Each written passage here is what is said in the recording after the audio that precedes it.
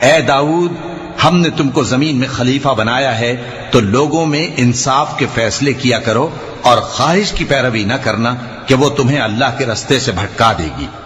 جو لوگ اللہ کے رستے سے بھٹکتے ہیں ان کے لیے سخت عذاب ہے، اس لیے کہ انہوں نے حساب کے دن کو بھلا دیا۔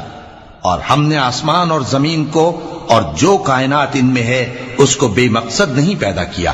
یہ ان کا گمان ہے جو کافر ہیں، سو کافروں کے لیے دوزخ کا عذاب ہے۔ جو لوگ ایمان لائے اور عمل نیک کرتے رہے، کیا ان کو ہم ان کی طرح کر دیں گے جو ملک میں فساد کرتے ہیں، یا پرہیزگاروں کو بدکاروں کی طرح کر دیں گے؟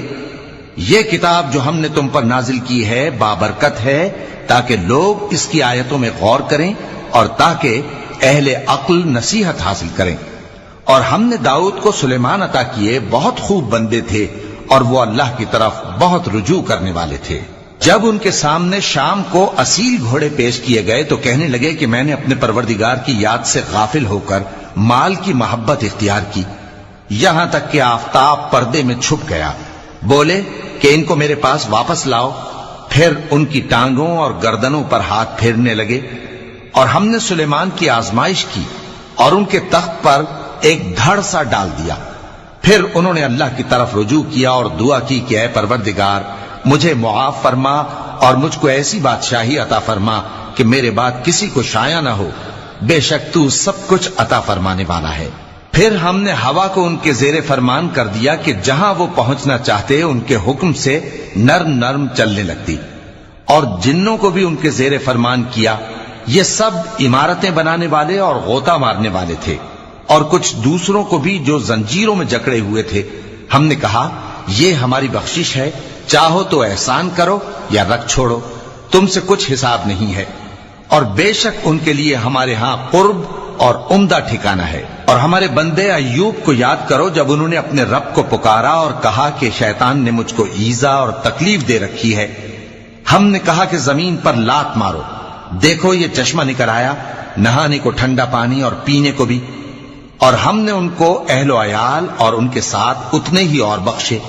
یہ ہماری طرف سے رحمت اور عقل والوں کے لیے نصیحت تھی۔ اور ہم نے کہا اپنے ہاتھ میں تنکوں کا ایک مٹھا لو، پھر اس سے مار لو اور قسم نہ توڑو، بے شک ہم نے ان کو ثابت قدم پایا، بہت خوب بندے تھے، بے شک وہ بہت رجوع کرنے والے تھے۔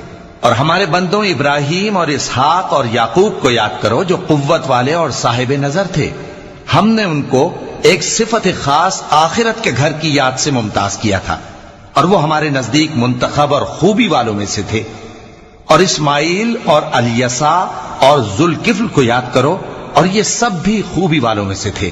یہ نصیحت ہے اور پرہیزگاروں کے لیے تو عمدہ ٹھکانہ ہے، ہمیشہ رہنے کے باغ جن کے دروازے ان کے لیے کھلے ہوں گے، ان میں تکیے لگائے بیٹھے ہوں گے، اور کھانے پینے کے لیے بہت سے میوے اور مشروبات منگاتے رہیں گے، اور ان کے پاس نیچی نگاہ رکھنے والی اور ہم عمر حوریں ہوں گی۔ یہ وہ چیزیں ہیں جن کا حساب کے دن کے لیے تم سے وعدہ کیا جاتا تھا، یہ ہمارا رزق ہے جو کبھی ختم نہیں ہوگا۔ یہ نعمتیں تو فرمانبرداروں کے لیے ہیں، اور سرکشوں کے لیے برا ٹھکانہ ہے، یعنی دوزخ جس میں وہ داخل ہوں گے، اور وہ بری آرامگاہ ہے۔